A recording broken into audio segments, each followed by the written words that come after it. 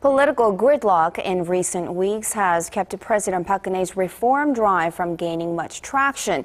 To grease the wheels, the president reached across the aisle this Thursday, meeting with the floor leadership of the ruling and opposition parties at the country's top office for the very first time. Choi You-sun reports.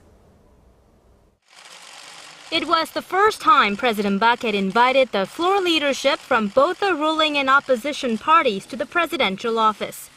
The president, who has been criticized for a lack of dialogue and cooperation with the opposition side, positively assessed the weekly meeting between the rival parties' floor leadership. 어떤 국민을 위한 상생에 국회로 이제 그 상을 잘 만들어가면 국민들께서도 크게 박수를 치시리라고 생각을 합니다. A major development from Thursday's talks was an agreement to pass a bill designed to prevent a repeat of a tragedy like April's deadly ferry accident.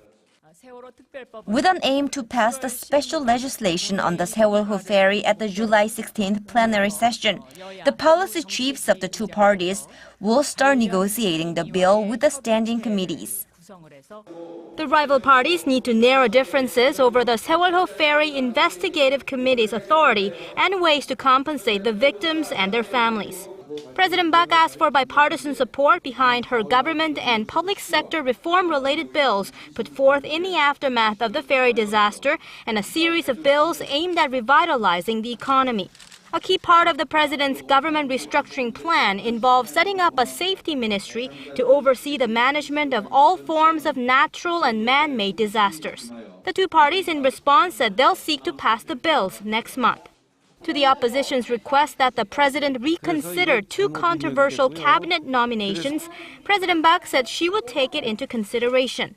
The president asked the opposition to participate in her envisioned Inter-Korea Unification Preparatory Committee and said she hoped to meet both parties' floor leadership on a regular basis. Choi You-sun, Arirang News.